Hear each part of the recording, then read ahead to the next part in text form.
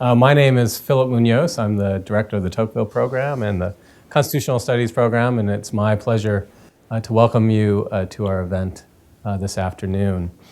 We're doing one of my favorite things, one of the favorite initiatives that we launched a number of years ago. So I came to Notre Dame about 10 years ago, and I love it here. But I noticed one thing that was sort of peculiar. We have an amazing world-class faculty that are publishing books and important articles all the time. We send our faculty around the country and around the world to speak on their books, but they never actually speak here at home. And actually, one of Professor Cummings' colleagues, Brad Gregory, published this very important book, and I was like, it's too long for me to read, but I actually want to hear your lecture on it. And he says, yeah, it's kind of funny. I go all over the place, but I probably won't do a lecture here. So I decided, well, I'll host a lecture for you. And we started a tradition. We used to call it Professors for Lunch, where when our faculty friends publish a book, we celebrate it, as we should. And I'm absolutely thrilled about the event we have today. I'm going to bring up one of our students to properly introduce our speakers. Just a few announcements before I do that. Next week, a week from today, we're having a talk by Professor James Caesar. Be right here in this room at 12:30, a week from today on Thursday. He's going to be speaking on James Madison, founder of founding. Very happy to announce 2 weeks from tomorrow, Archbishop Charles Chaput, actually his 75th birthday is today, will be speaking on, the title of his talk is Things Worth Dying For. So that's going to be 2 weeks from today. And tomorrow at 12:30, George Weigel, who's on our panel today, will be speaking tomorrow, 12:30 in the Oak Room on his new book, which I have my copy right around here somewhere. George's new book is The Irony of Modern Catholic History. So come back tomorrow for George's talk. That's at 12:30 in the Oak Room, and then we have a complimentary lunch at noon. Get there early if you want lunch. We have about 24 undergraduate fellows with the program. The fellows meet with our speakers. They'll have breakfast with our panelists tomorrow, and they help me choose speakers. They help plan events, and they introduce our speakers. And we have Maggie Garnett, a sophomore theology and constitutional studies major, and she'll introduce our speakers. Thank you. As Professor Munoz said, my name is Maggie Garnett, and it's my privilege to introduce our discussion panelists for this afternoon. I have been given quite the daunting task to attempt to keep these introductions tolerably short. First, Professor Kathleen Cummings is the William W. and Anne Jean Cushwa Director of the Cushwa Center for the Study of American Catholicism here at Notre Dame. She is also a professor of history and American studies at Notre Dame and an affiliated faculty member in gender studies, Italian studies, and the Nanovic Institute for European Studies. Professor Cummings' latest book, which we are discussing today, explores how the making of an American saint became a way that Catholics in the United States came to define, defend, and celebrate their identity as Americans. A Saint of Our Own, How the Quest for a Holy Hero Helped Catholics Become American, was published in April of 2019. George Weigel is an author and political analyst currently serving as a Distinguished Senior Fellow of the Ethics and Public Policy Center in the William E. Simon Chair in Catholic Studies. Weigel is the founding president of the James Madison Foundation. He is the author of the best-selling biography of Pope John Paul II, Witness to Hope, and has most recently published The Irony of Modern Catholic History, How the Church Rediscovered Itself and Challenged the World to Reform, among many other books. Mr. Weigel might remember how I wrote to him in high school to request source materials for a paper I was writing on John Paul II's efforts in the Polish Solidarity movement. I was grateful for his willingness to help an eager history student with her project, and I remain a regular reader of his work. Ken Woodward was a senior writer and the religion editor at Newsweek for 38 years before retiring in 2002. We are proud to call him an alumnus of the University of Notre Dame, though he did also attend the University of Michigan Law School.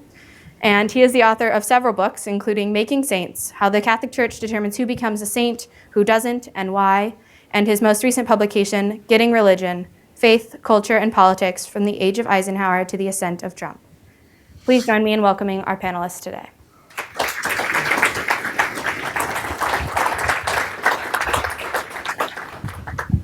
you, Maggie, for that introduction.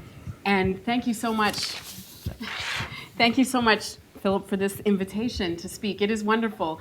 We spend an awful lot of time writing these books, so it's wonderful to have a chance to talk about them. So I think it's a great tradition, and it's been wonderful to be included both as a panelist and now as the author. I also want to thank Jen for her efforts to organize. She's a superb organizer, as you know. So I'm just delighted to be here. Thanks, too, for inviting such wonderful interlocutors. And I just want to start by saying that both Ken and George, I knew them by reputation, of course, first, but I've gotten to know them both personally, and they have been exceptionally generous and also very helpful in this particular project. Ken, as you just heard, is the author of the book on the history of canonization, Making Saints, and I know there are some students of mine here in the audience who were in my Sanctity and Society class, and we read that book often, and Ken made a guest appearance last spring or fall when I taught that course. And more than actually publishing the book on the subject, which was very helpful and I highly recommend, Ken donated his papers to the University of Notre Dame archives several years ago, and donated them without restrictions, which means that I could read everything, and I did. And I was able to see in the transcripts of many interviews and many notes he took back in the 80s, the time he spent doing this, and it really helped me understand. Ken also introduced me to Father Peter Gumpel, and through him I met Paolo Molinari, Father Molinari, two longtime postulators at the Congregation for the Causes of the Saints. And Ken got to know them very well, and then I was able to get to know particularly Peter well. And one of my favorite quotes in the book is sort of the understatement of the year. Peter Gumpel, who's just an absolutely brilliant Jesuit priest, said in an interview that he did with Ken in 1986, he said, "I am not generally considered to be stupid," which is like the understatement of the century, yet I had to work for 7 years in the Congregation for the Causes of the Saints before I could fully understand the canonization process. I did not have the luxury of working for 6 or 7 years full-time in the Congregation for the Causes of the Saints in order to not only understand the process myself, but then try to explain it and try to situate it in an American context. So I needed to take whatever shortcuts I could along the way. And Ken and his groundwork he laid was just really instrumental in that. So I'm very grateful for him and his encouragement. As for George and I met sort of for the first time at a canonization, the canonization of John Paul II, who was canonized on the same day as John the 23rd in 2014. Now, we weren't physically in the same place. We were both commenting on the event for NBC. George was in Rome, actually, at the event. I was in New York City at the studio, commenting remotely. And because canonization masses take place at 10 in the morning in Rome time, I had to show up at the studio at 2:30 a.m. to go on live coverage at 3 a.m. But anyway, George and I would go back and forth in commenting, and soon after that we had an opportunity to meet in person, and he's just always wonderful to work with. But of course, he is the biographer of John Paul II, and you can't write a book about canonization without talking about not John Paul II the saint, but John Paul II the namer of saints. He canonized more people than all of his predecessors combined, 482 canonized and 1,341 beatified. Only 2 of those 482 were U.S. causes, and about 5 or 6 of the 1,341 blesseds were from the United States. But and I do talk quite a bit about John Paul II and the canonization process, but the most essential thing is that John Paul II, the reason he canonized so many saints, one of the reasons, is that he understood far better than anyone who came before him just how meaningful it was when a population that did not have a saint of its own received one. And he really got that. And that is what my book is about and what that looked like in American history. It's a history of the United States from the late 19th century until the present. It ends with the canonization of Junipero Serra, who became the 12th canonized saint with a cause introduced from the United States in 2015.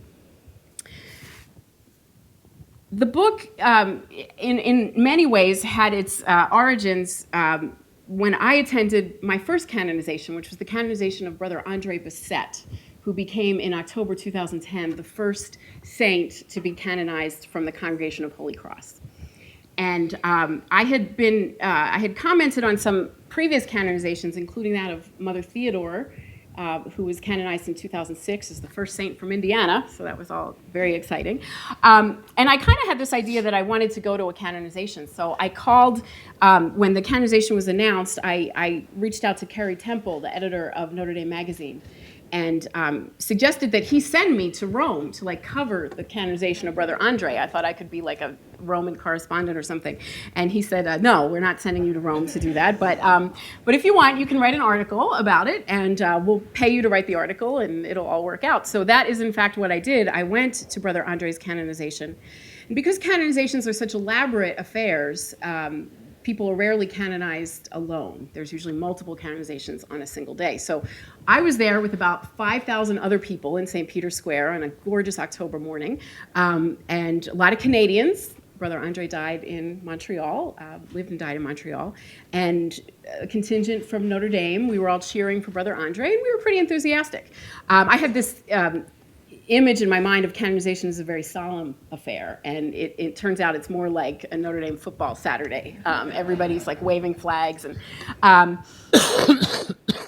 but we were absolutely eclipsed in enthusiasm by the 13,000 people who were there that morning, who had traveled from Australia, who had come halfway around the world to witness the canonization of their very first saint, Mary MacKillop.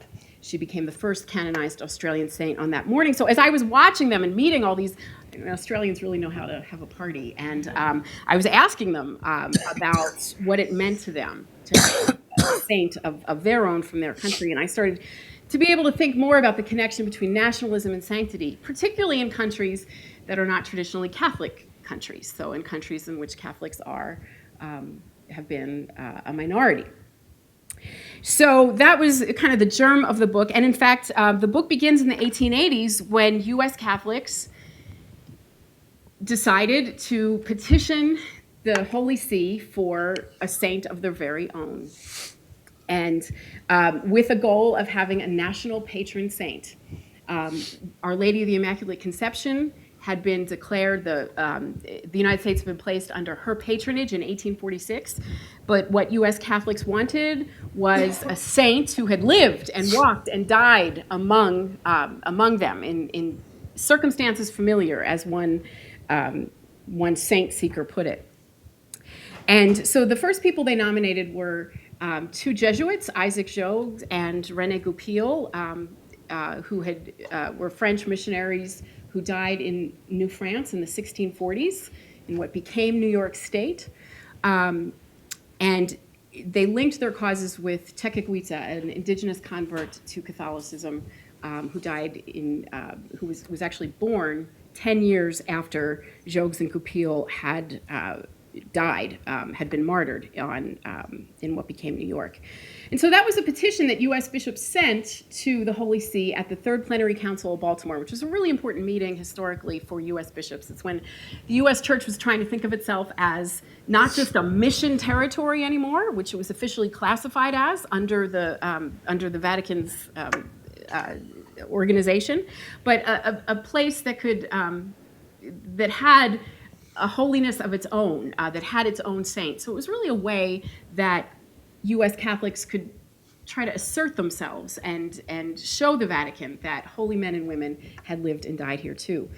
But they also, and this I found really puzzling for a long time, they also believed that canonization of an American saint would also help diminish anti-Catholicism, which was very prevalent in the 1880s and 1890s, as many immigrants from Europe were coming over, Catholic immigrants, and settling in cities and working in factories, and there was just a lot of anti-Catholicism. And so I found church leaders at the time saying, if we could just canonize an American, that'll help diminish anti-Catholicism. Which sounds kind of weird when you think about it, because saints were one of the things that made Catholics really strange and weird in Protestant eyes. But in fact, canonization is about marketing in a lot of ways. And so in telling the stories of these holy men and women, Catholics were able to say, no, Catholics have been a part of the American experience since the beginning. And so they were not only making the case for holiness to the Vatican, but also to their fellow citizens, many of whom believed that Catholicism was a foreign religion. But one of the very interesting things I found is that so this book is very much, I study the process it took me a long time to learn, how complicated it is and convoluted it is. But it's also about the people who promote them and the people who loved them in the local cultures from which they emerged. And when you look at the American Catholic experience, one of the most interesting things is this dissonance between a church that moves very slowly and an American culture that changes very quickly, adapts easily and quickly. And so what happens with canonization is that the candidates that U.S. Catholics proposed for sainthood, by the time they were actually canonized, the U.S. Catholics had sort of moved on to a new vision of what America meant. So by the time Isaac Jogues and René Goupil were canonized, actually as part of a larger group called the North American Martyrs. They dropped Tecumseh. They decided to the Jesuits decided to focus on their own guys first and come back to her later. That's another story. But they were canonized in 1930. And by that point, U.S. Catholics were very interested in proving that they had been citizens. And so it was a person like Frances Cabrini, who she hadn't even arrived in the United States until 1889, by the time those earlier causes were underway. And she kind of came out of nowhere.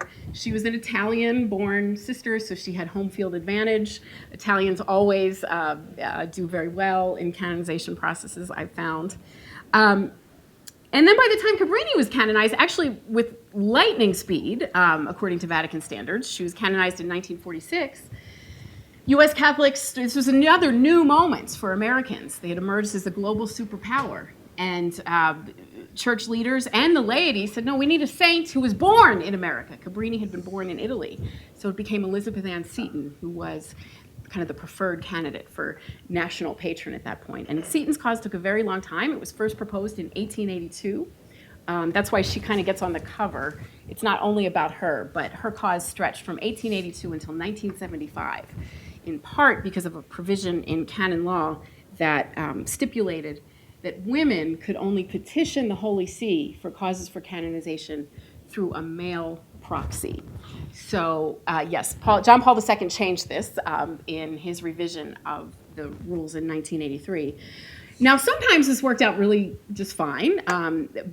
Women going to usually a priest in an associated congregation, but sometimes it was a disaster. And in Seton's case, it was an absolute disaster. There was a Vincentian priest in charge of her cause for 20 years who was far more interested in his own glorification than Seton's saintly glorification. And so part of that is the story of the entanglements of that.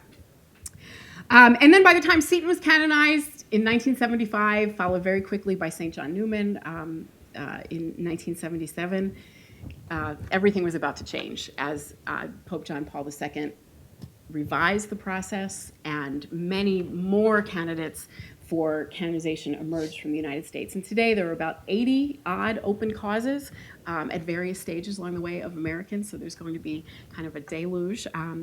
But curiously, there is no patron saint of the United States still. That is something that happens after a person is canonized, and U.S. Catholics in the 1970s and since were not interested in getting a national patron. That petition was never made, so that's kind of an interesting conclusion to the story. I think I'll stop there and hear what you have to say, and look forward to continuing the conversation. Thank you.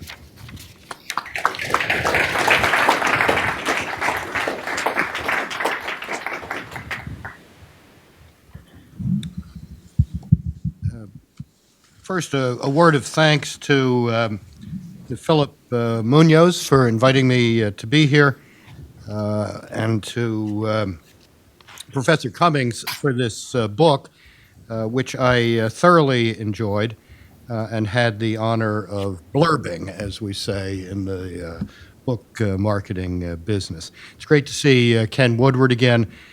Speaking of saints and whatnot, it was Ken who queued up my obituary of John Paul II in Newsweek in 2005. So I'm very grateful for many years of friendship with him. I suppose one of the reasons I'm very grateful to Kathy for this book is that it is a very welcome break from the usual stuff that dominates discussion of the Catholic Church and its affairs these days. And in addition to being a break, it's an important reminder of what the Church is really for. The Church is in the business of making saints, or as C.S. Lewis put it, making people who can live comfortably with God forever. That was Lewis's definition of a saint. He said, you know, if any of us were snatched up to heaven right now, we might feel a little uncomfortable. We wouldn't know how to exactly to behave. The whole process of becoming someone who can live comfortably with, as Catholics would put it, within the light and love of the Holy Trinity, that's what becoming a saint is, and that's what the Church is for, because that is every Christian's baptismal destiny. We were all baptized to be saints, and we have to become the saints we were baptized to be if we're to realize the full meaning of our baptism. The exemplars we call canonized saints, who are in the liturgical calendar, whom the Church formally recognizes as men and women of heroic virtue, show us the many different ways in which God makes the saints that the Church then recognizes. Now, Kathy's book is about saints in America, but before I get into that, I'd like to go a bit further, if I may, into a subtext of the book, which is its reminder to us of how dramatically John Paul II changed the saint recognizing process. This was not tweaking something, this was overturning it and creating, if I may use a word which I generally dislike in regard to church affairs, a new paradigm of how to recognize saints. Those of you old enough to remember Morris West's first novel, The Devil's Advocate, the novel right before The Shoes of the Fisherman really put him on the radar screen. The Devil's Advocate is about a guy whose whole job in what was then called the Congregation for Rights was to prove that a candidate for beatification and canonization was really not good. He was the devil's advocate. His whole job was to prove that this candidate should flunk. That was the process. It was a kind of post-mortem criminal trial where the weight was put on trying to prove that this person was not the great exemplar of heroic virtue that it was claimed that he or she was. Now, there was something of a point to that, in that it led to very real care about examining lives in minute detail. But as Kathy documents in ways that I was just simply laughing out loud at several points in here, this becomes terribly convoluted and gets caught up in all sorts of goofball ecclesiastical politics, dare I say financial concerns, and all sorts of other stuff. John Paul II, in 1983, with the Apostolic Constitution, the teacher of divine wisdom, fundamentally altered the paradigm for doing this. It shifted from a post-mortem criminal trial in which we're trying to prove that Elizabeth Ann Seton really was not a saint, and if she passes all the tests, she then becomes a saint, to a kind of graduate seminar in history, where we're trying to identify distinctive patterns of heroic virtue in life. A friend of mine in Rome, now a cardinal, is on the Congregation for Saints, which is generally not regarded as a particularly sexy appointment in the Roman Curia, and he tells me he loves it because it's like reading a couple of doctoral dissertations every month. This thing called the positio, the presentation of the candidate's life, which is basically a small biography. He says these are very carefully done, and they're fascinating and interesting. So he's happy to be back in school doing this. It's a completely different paradigm. Now, I happen to have been a formal witness for the beatification and canonization cause of John Paul II. And I can say, I think, without breaching the oath of secrecy that I swore, and assuming that the questions I was asked to answer about Karol Wojtyła are more or less the same that are asked about others, that it's a very interesting experience from a scholarly point of view. At that point, I had written the first volume of my biography of John Paul II, Witness to Hope, and was working on the second, The End and the Beginning. But I had never, in a sense, read his life through the prism of the virtues, which is what I was asked to do in this extensive questionnaire.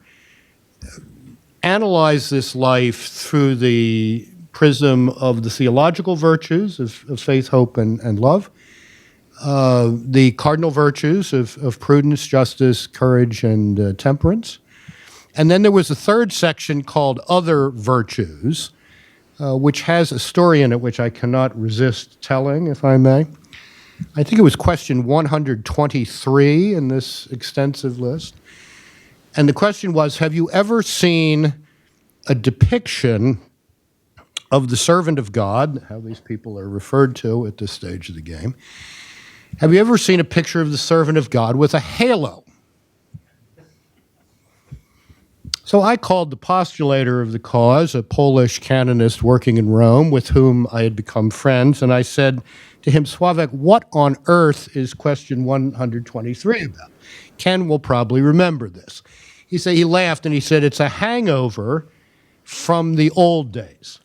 Because when you were trying to prove that the candidate really was not a saint, one of the ways you would try to do that was show that somebody had prematurely painted a halo around them, which was thought to be a sign of potential satanic influence.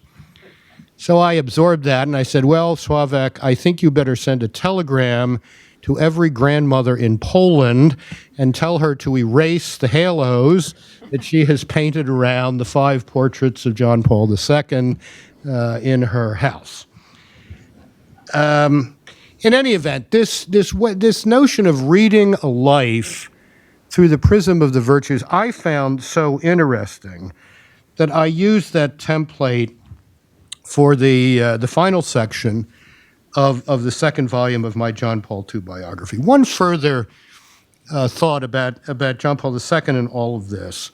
Why did he make the shift from this post-mortem criminal trial, which made such a mess out of what should have been fairly no-brainers? Elizabeth Ann Seton, Newman, Francis Cabrini. By the way, a check signed by Francis Cabrini is in the living room of the Archbishop of New York today.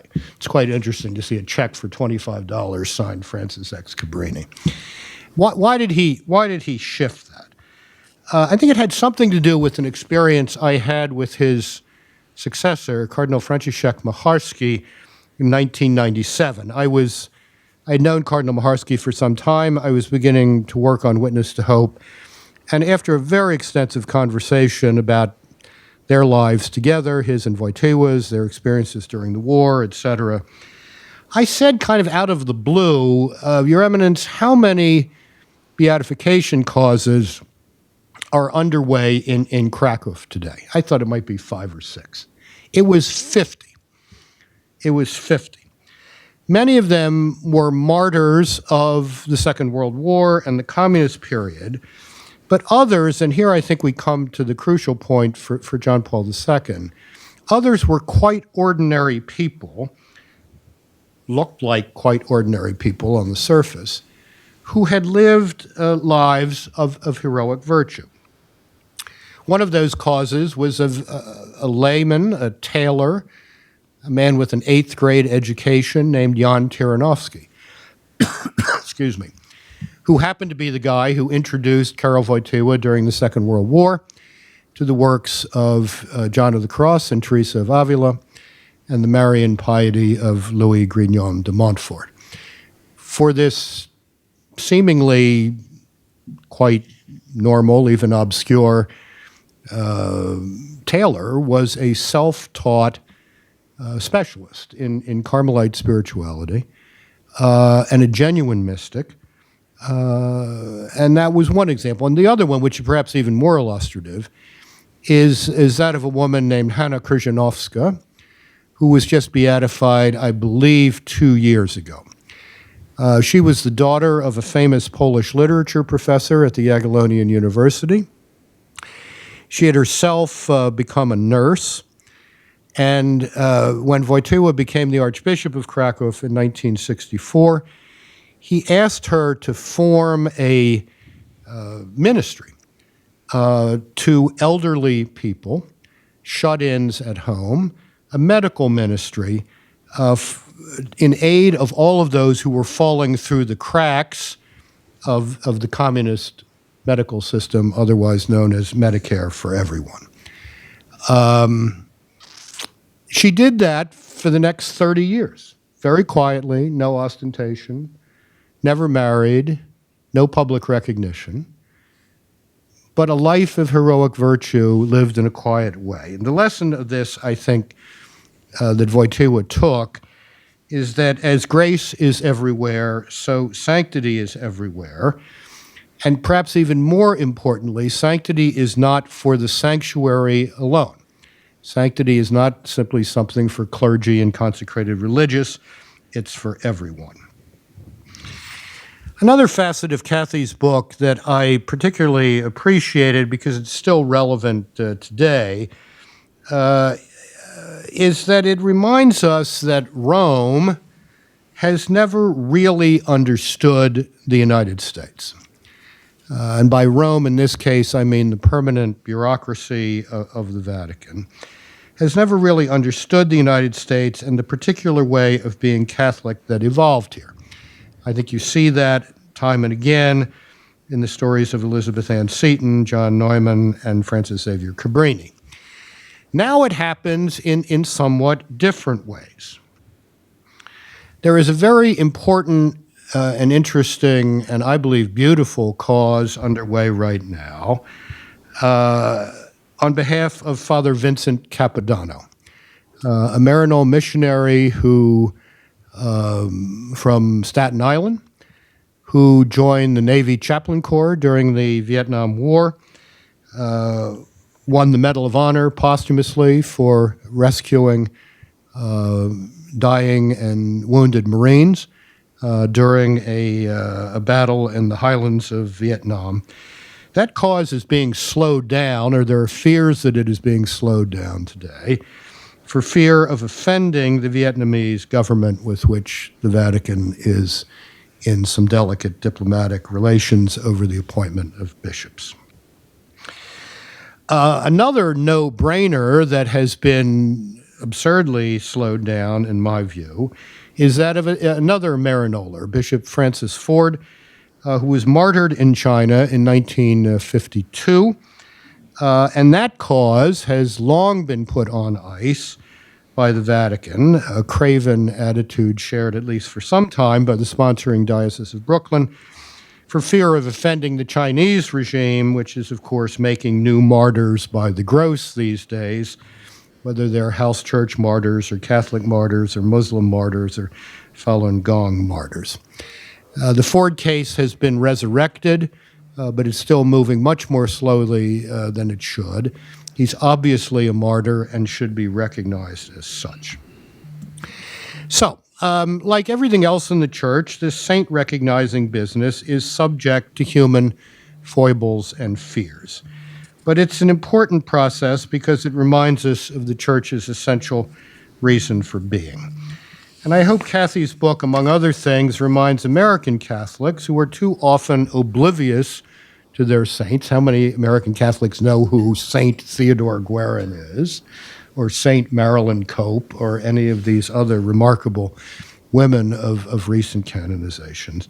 It reminds American Catholics, particularly at a time of some distress and anger, of the great cloud of witnesses that surrounds us, some of whom speak in quite familiar accents.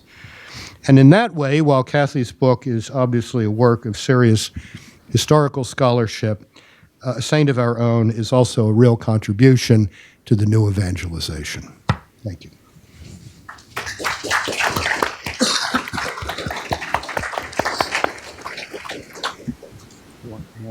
Yeah.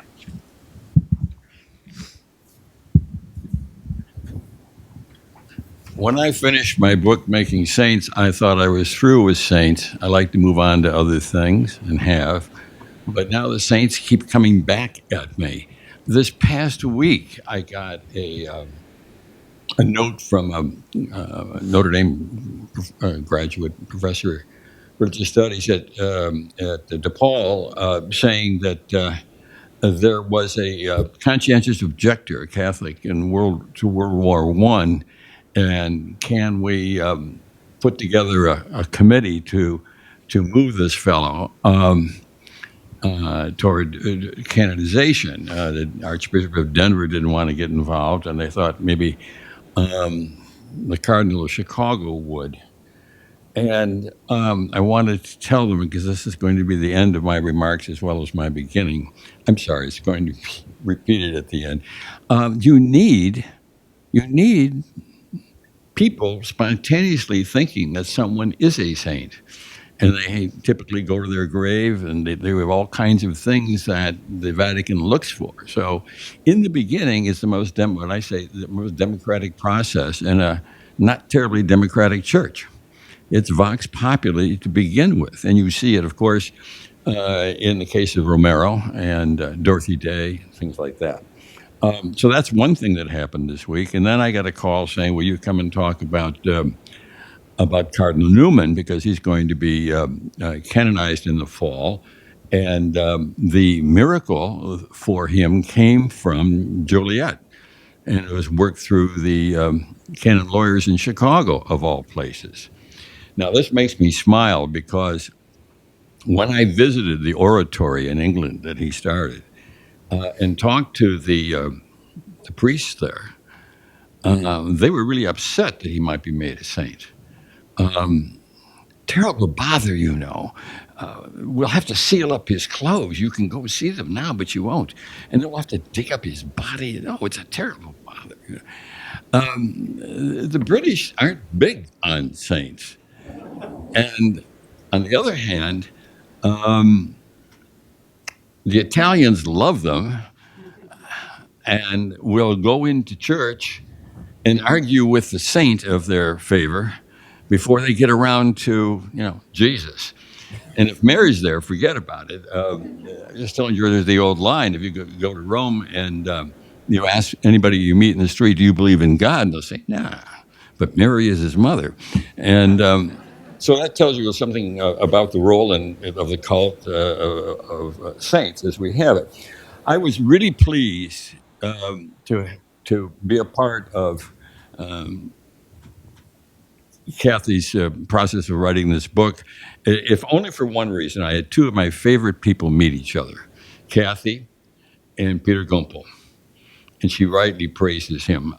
At one point, I was interviewing Peter, and there was this terrible crash outside of Borgo Santo Spirito, which is a terrible neighborhood, and crunching of fenders and so forth. Peter stops, and he gets up, and he said, excuse me, I want to go see if I can help. I am, after all, first of all, a priest. And you tend to forget that in a way, but they don't. And he was the only, here's the thing, all those Jesuits around there, he was the only one down in the street. A remarkable man. The number two under Father Arupe, head of the Jesuits, Vicar General, said to me, Peter's the smartest man we have in Rome. Now, he said in Rome. There might be one or two around here. Among the few suggestions that I sent Kathy after reading the manuscript for this book, was to add a couple of paragraphs early on that would situate her work within the wider orbit of the great French historian of the Middle Ages, André Vauchet. Now, finally, when I saw her footnotes, I see she got something, wedged something in there. But I'm glad she didn't do anything more, because it now gives me an opportunity to say a few words about how Kathy's book creatively builds on Vauchet's pioneering work. And this is this is the main thing. No, this is Kathy. Vauchet's masterpiece, Sainthood in the Later Middle Ages, not translated into English until 1997, describes in rich detail and scholarly ingenuity how the question of who should be venerated as a saint, and therefore the idea of what constitutes sanctity, shifted from the 13th century through the 15th century. Since saints and their stories constituted the bulk of popular literature in those days, the study of them takes us deep into the mental fabric of this historical period, what the French historians, or some of them, call mentalités, as well as ecclesiastical politics and policies. And here I'd like to give you some of the flavor of his immense learning in order to show how Kathy's book sort of fits in with this tradition. From his analysis of the canonization processes from 1181 to 1431, including many of them that were rejected, Vauchet found that prior to 1270, sainthood was bestowed on a large and diverse company of candidates. Bishops who exemplified the right use of authority and wealth, laity who labored on behalf of social justice, penitents whose conversion from sinful ways provided the ordinary faithful with examples they could emulate, monastic reformers, and above all, the founders of new mendicant orders like Dominic and Francis of Assisi. By the end of the 13th century, however, the number and kinds of saints narrowed. Pious royalty and pastorally sensitive bishops seemed less appropriate as models of holiness. This is what I was surprised. Martyrs, too, fell from favor. And those that were canonized, like Thomas Becket, were honored for coming to the defense of the church. Thus, by the end of the Middle Ages, Vauchet concludes, quote, the identification of sanctity with martyrdom was no more than a mere memory. Well, fortunately, that memory's been revived many times over.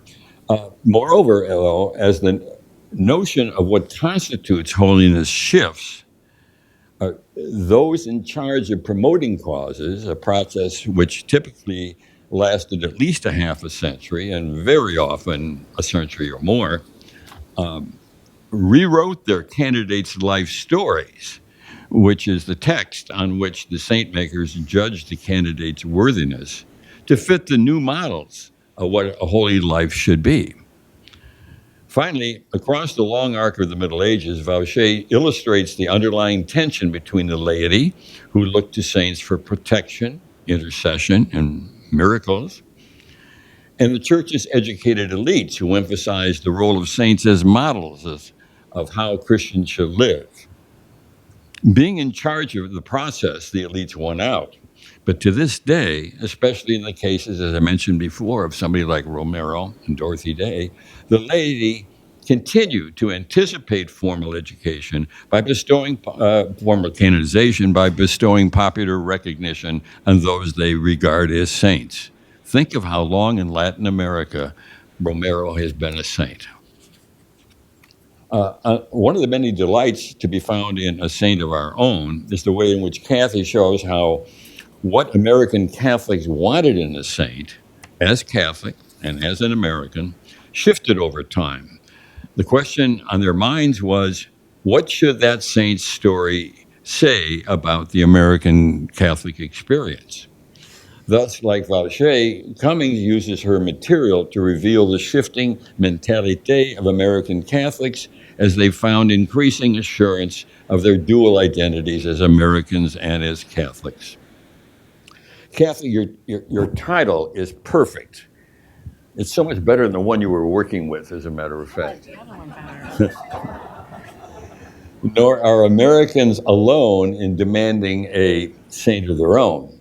That's been the cry of Catholics wherever the faith has spread. which George here knows as well as anyone, why Pope John Paul II canonized so many of them, giving priorities to those countries who did not have a saint of their own.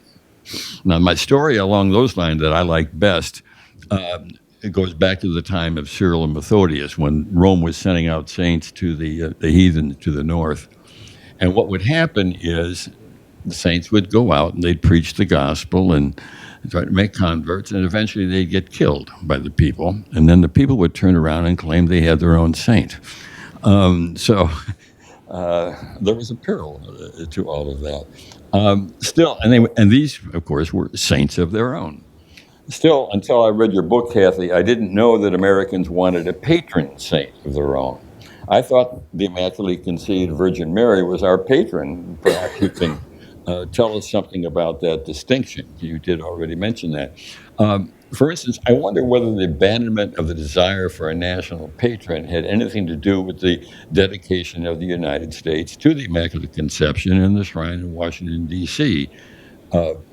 I also wonder whether the effect of the 1960 election had on the felt need to have an American Catholic hero. Recall Father Andrew Greeley, I assume that name is familiar, at least to the older among you, suggested that the martyred president be declared a saint. Dr. Turner. Did he say that too? Well, Annie could be wrong most of the time. Your book reinforces the truth that saints are polysemous figures, capable not only of embodying different meanings, but of refracting them as well. In other words, they are remarkably malleable, which becomes deliciously apparent in your later chapters dealing with recent saints and causes. I want to talk briefly about some women saints. The first is Dorothy Day, not canonized yet, but widely recognized. Anyhow, and how, in announcing the initiation of her cause, Cardinal John O'Connor foregrounded, as Kathy points out, her Day's regret of her pre-conversion abortion, as if that were the main reason she was worthy of an imitation. Kathy, you aren't the first person, male or female, to bristle at that, but there is more to be said. First, Cardinal O'Connor was the fiercely assertive chair of the Bishops' Committee, Pro-Life Committee. He loved, when he came to New York, to wear his the baby feet pin in his lapel, and I loved it that he wore it to his first interview with the editorial board of the New York Times, which had a rather different view of things. They found that rather assertive, and indeed it was. Secondly, he really did nothing to push the cause. He announced it. It was up to the Claretian fathers to pick it up and do the work. And third, speaking as someone who gave testimony at her New York tribunal, I heard there no mention of abortion, and I got no sense at all that her regret for her early abortion was a frame for the cause. In other words, this wasn't going to be another St. Augustine from sinner to saint. In point of fact, anything that happened before conversion is not a material for a cause. Secondly, and more broadly, when you write about women religious and their ambivalence about pursuing a cause for one of their own, that ambivalence is certainly there. That's certainly what you say is true. But it owed a great deal to the Second Vatican Council. On the one hand, the council urged religious orders to study and recover their founders' specific charism, and then devote themselves anew to it. And in doing so, right after the council, some orders of women came to feel that their founders' lives spoke to the contemporary world, and in some cases looked like proto-feminists. And so some communities went on to pursue a cause. The point I'd like to emphasize here is that in doing so, they inevitably rescued their founder from the pieties of the past and refashioned her. I almost said refurbished her, but I guess that's true too, into a figure of contemporary relevance. Again, we see the malleability of saints. On the other hand, some orders thought the council's call to serve the modern world precluded huge expense of mounting a cause. And when I say serve the modern world, it meant get out of the convents and the Catholic schools they were teaching, big mistake in my judgment, and go out directly to serve. But that did happen. Someone would work for the state in the state welfare office and so forth, and then live in the community at night. To these women religions, it seemed vain and self-serving to spend their worldly treasure in that way when so many people were in need. And then there were those like Daniel Berrigan who opposed the canonization of Dorothy Day, whom he knew well, because it would turn her, he said, into a plaster saint of the church, and thus could be easily dismissed, rather than remaining a living saint of the people. Kathy takes up this point of what do you gain when you canonize someone, and I think you do that very well. But there was this disturbing sense, and Berrigan wasn't the only one, but he was a figure of public recognition, that somehow being a saint of the church would turn you into not something living, but something dead and in the past, and as he said, easily dismissible. And he didn't want Dorothy to go that way. Much better, he said, imitate her life. Go out and do what she did. Well, there's no reason why you can't do both. The pursuit of a cause may be tedious, as someone in your book says, but is it really so expensive? Years ago, the pseudonymous Xavier Wren wrote in the New Yorker that the canonization of, I don't know whether it was Newman or Drexel, no, I think it must have been Newman, cost $1 million, but he knew not whereof he spoke. In fact, the total cost was a third of that, and most of that money went for the celebrations in Rome. The cost of the process itself was $124,000, spread out over 23 years. And the reason it's not so expensive is that, at least in those days, the folks who did this had a vow of poverty, and they worked rather cheaply. And I think that's pretty much the case today. In any case, given the gushing outflow of church funds because of the clerical abuse and the political and financial exploitation of that scandal, I suspect we will not see many new American causes initiated for a while. Only Father Hesburgh, I think, might have found a way to circumvent this. After Holy Cross brother Andre Bessette was canonized in 2010, Ted told me, quote, "We got Brother Ande made a saint. Now we've got to work on Father Soren," end of quote. Against my better judgment, I like to think he's working on it. But I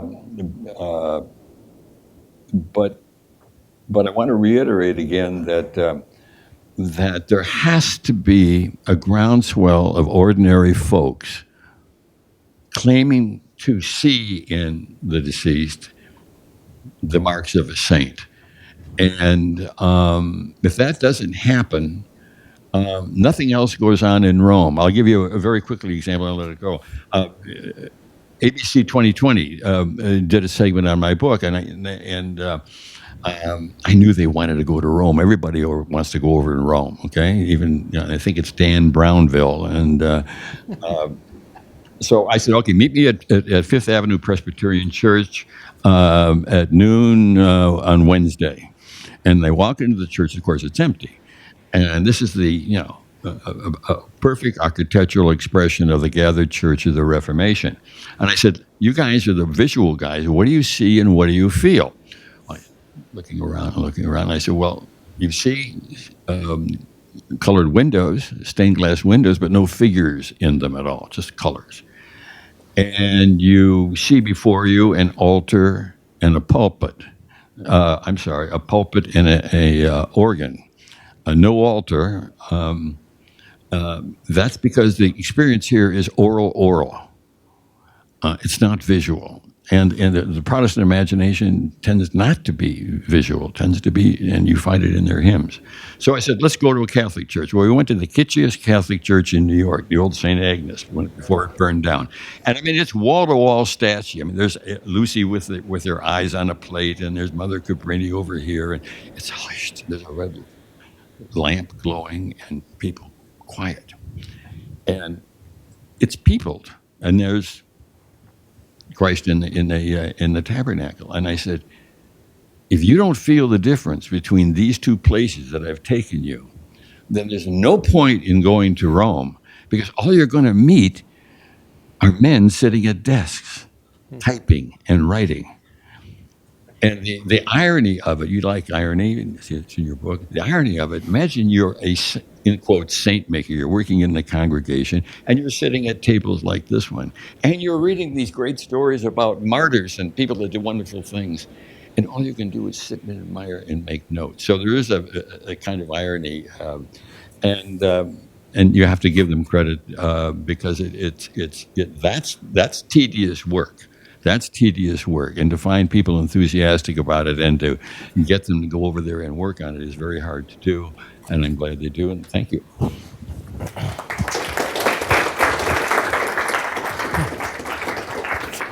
Mitch, do you want to respond to?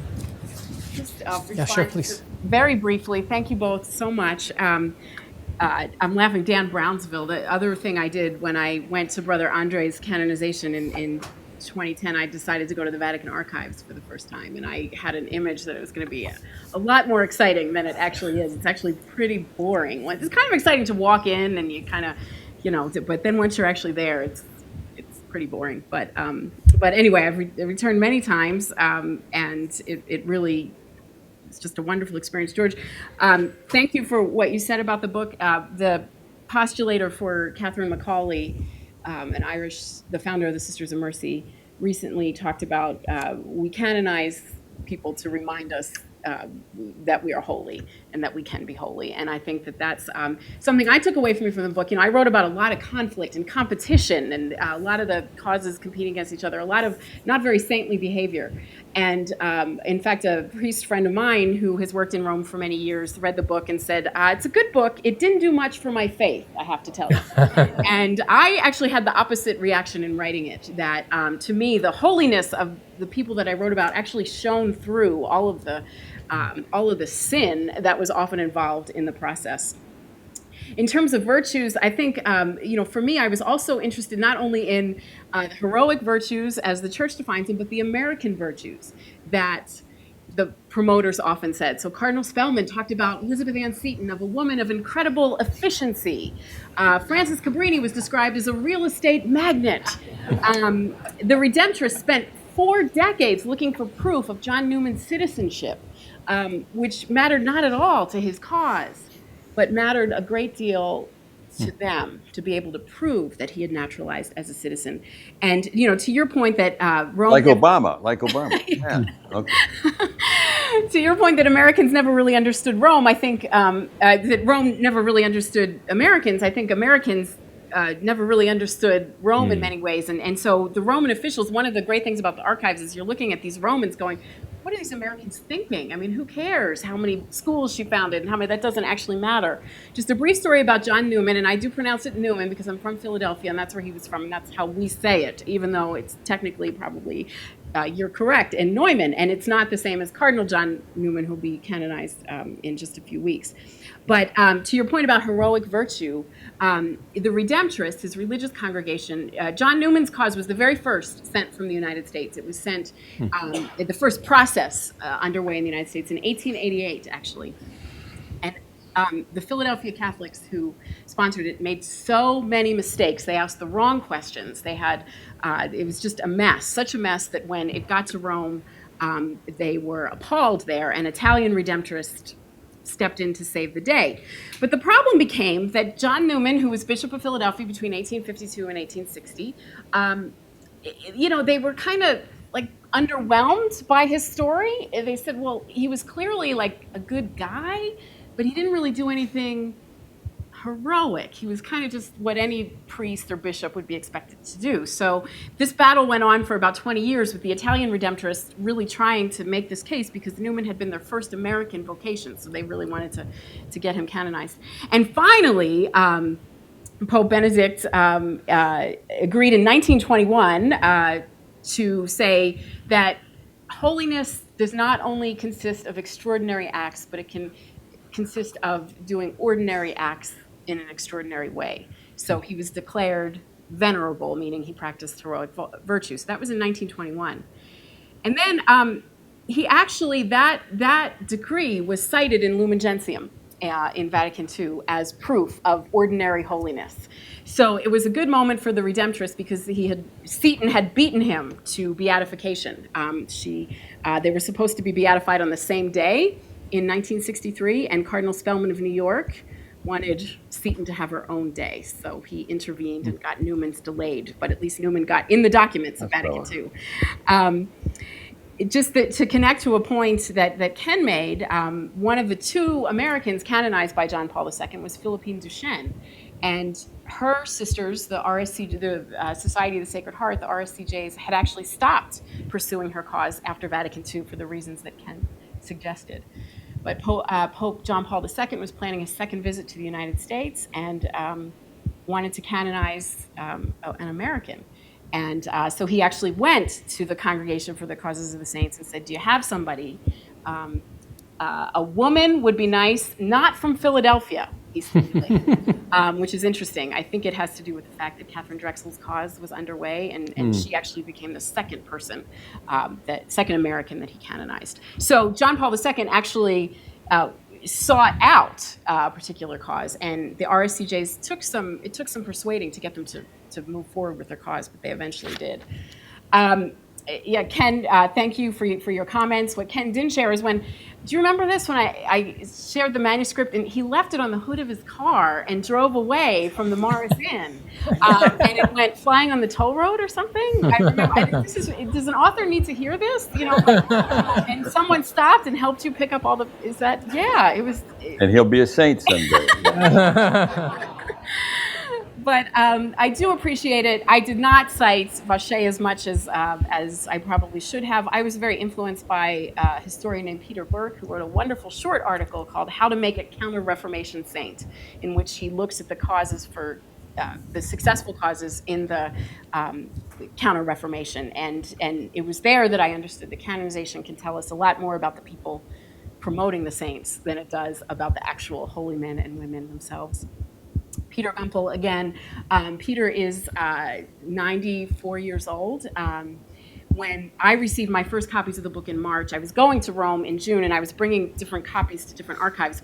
But for a 94-year-old man, you FedEx it to Rome, which is what I did. And so I sent it to him, and he sent me a note in his wonderful, very neat handwriting saying that he would be very glad to receive me in June and would be ready to discuss the book. And I was very nervous because I thought this is someone who knows more than anything. And as always, he was so gracious, and he said, I've worked at the Congregation for the Causes of the Saints for over 60 years, and I didn't think I could learn anything new. And he said, but I really did, and I didn't know very much about these Americans. So anyway, he was so gracious and generous, and in the story that you told, I very much resonate with that. The other person I met through Peter Gumpel was Monsignor Robert Sarno, who works, a Brooklyn diocesan priest who has worked at the Congregation for the Causes of the Saints for many years, one of the few Americans to do that. And it was him who actually told me there was no patron saint of the United States. The Immaculate Conception, that was declared in 1846. And the distinction is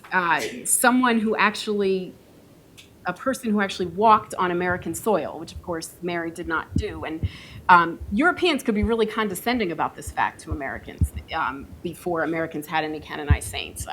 They would say things like, well, St. Louis, the city, has nothing to do with St. Louis, the saint. Maybe someday Americans will have actual saints. So that seems to be the distinction.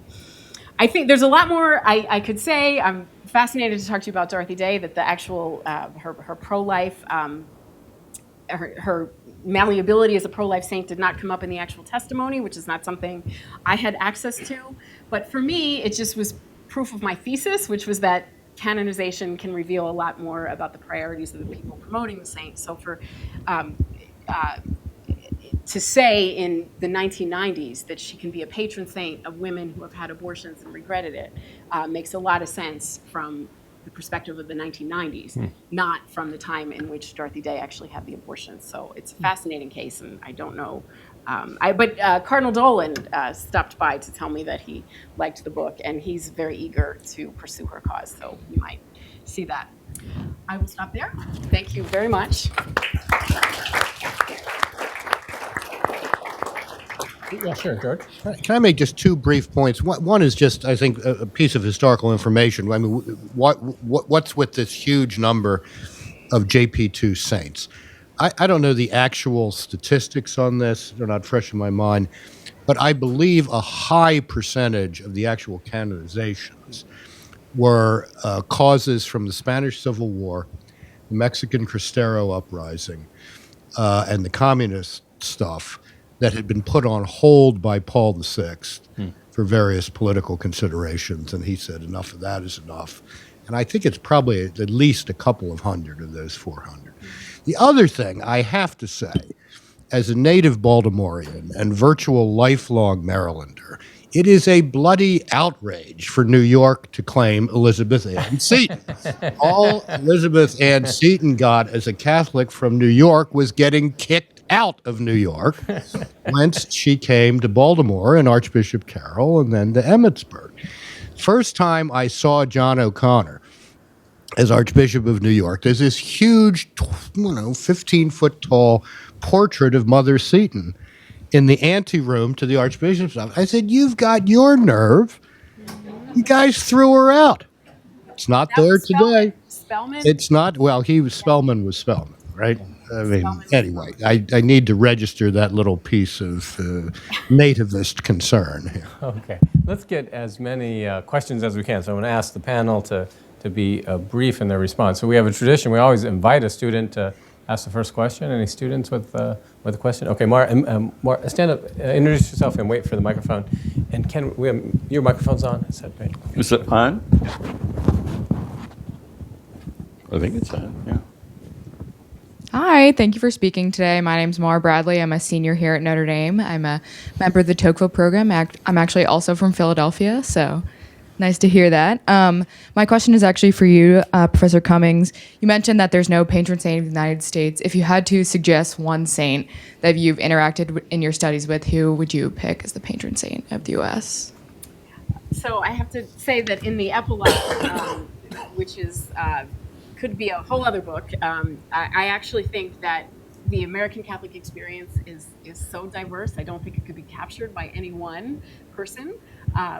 So I think there should be multiple Ireland has Patrick and Bridget and Kevin, and so I'm all for as many as we can. I did get contacted by the Elizabeth Ann Seton Shrine in Emmitsburg, Maryland, and the director of the shrine said, "I just read your book, I love it, and we're going to do it. We're going to try to get her declared patron saint of the United States." So I'm happy to support that, but I actually think I think it's just that the complexity of the American Catholic experience maybe can't be captured by any one person.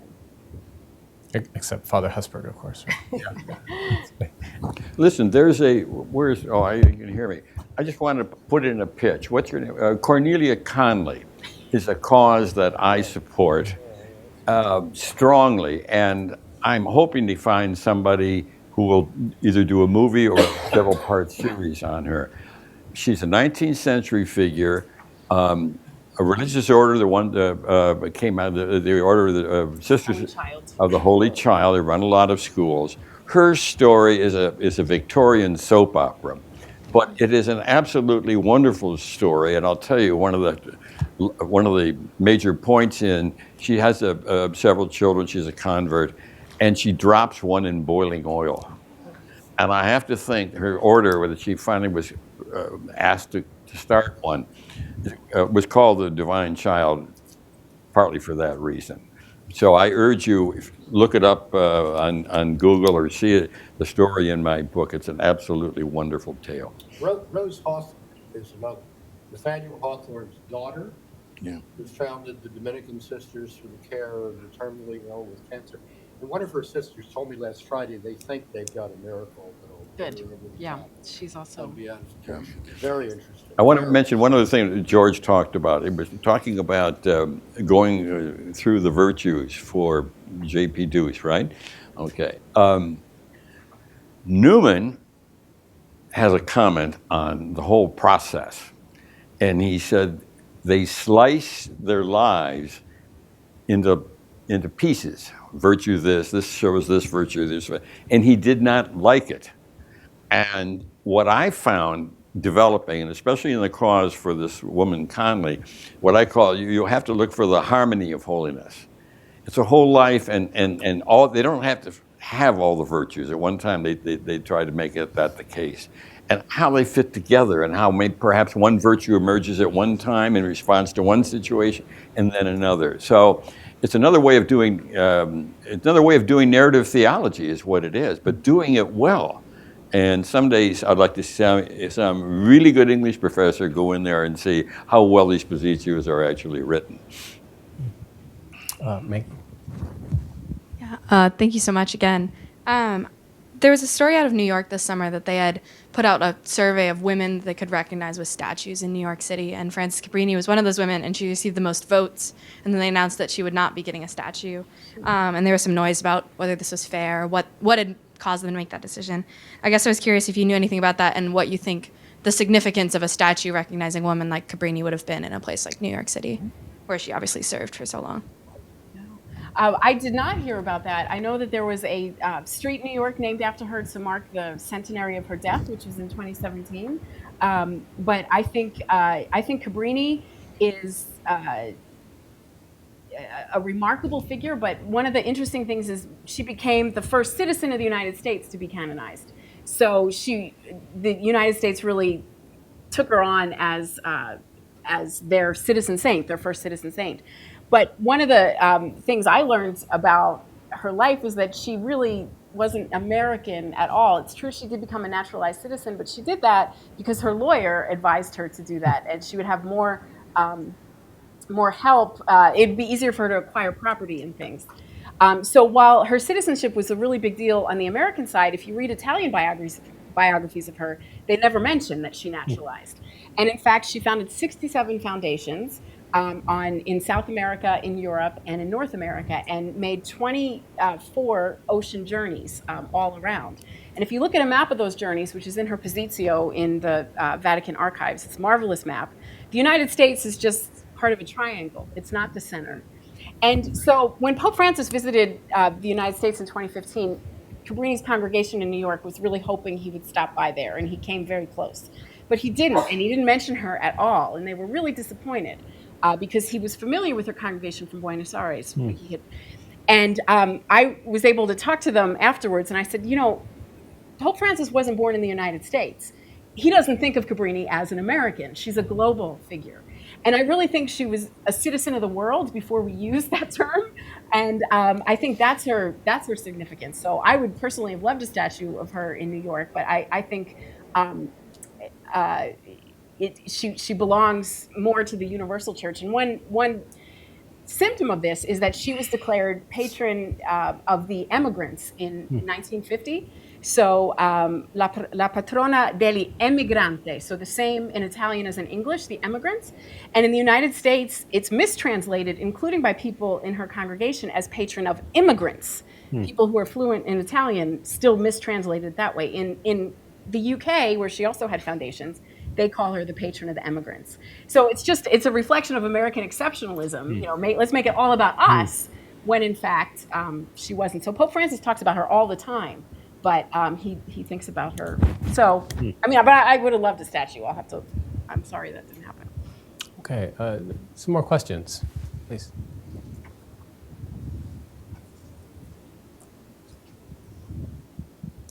Hello, Damien Zorro. I teach in the writing program here. So I'm wondering, in the case of Elizabeth Ann Seton, for the many decades that her cause was open, this kind of follows up with something that Ken was saying. Is there a detectable popular piety devoted to her that maybe waxes and wanes, or is it consistent over time, or did it play a role? Could you speak more about that, what we know about it? Absolutely. Yes, there was a pretty consistent devotion to her on the local level, really not just in New York and Maryland, the two cities where she actually lived, but because the congregation she founded, the Sisters of Charity, spread so far throughout the United States, her name was really well known. And because she had been a convert, she was kind of seen as affirmation that, that she had chosen Catholicism. She had come from a Protestant elite family, or she had married into an elite family. So her name was used even before she was officially canonized. But the problem had to do with the fact that her congregation split in the 1840s, late 1840s, 25 years after she died. But they split into diocesan communities because of the machinations of Bishop John Hughes in New York mostly, and then it just went on from there. And the original community in Emmitsburg aligned with the French Daughters of Charity in 1850. So this was after Seton died. She had nothing to do with that. But the daughters maintained that had been her greatest wish, to become the American province of a French congregation. And the communities that remained diocesan, the Sisters of Charity, said, oh no, she always wished to be independent. So there were these two competing stories. And canonization, and they could have gone on, they could have coexisted forever, but not if she's going to become a canonized saint. So the sisters actually had to come together and come to terms with their tangled history. And that was part of the delay, and then this other priest that I mentioned as well. But no, American Catholics' knowledge of Seton and their devotion to her remained pretty consistent throughout. Her name was one of the best known in America, because her nephew became Bishop of Newark, New Jersey, the first bishop of Newark. He founded Seton Hall and is buried with her, so he played a big role in that as well. And the Archbishop of Baltimore. Right, and the Archbishop, yes, I can't slight Baltimore. I'm going to get a question in before. That's trouble for all of them. We need some doctors. Yeah. A question before George starts talking about the Orioles. What was an initial spark? What led you to think, wow, looking at the process of canonization, I can learn about America and learn about our cultural history? Was it an article you read?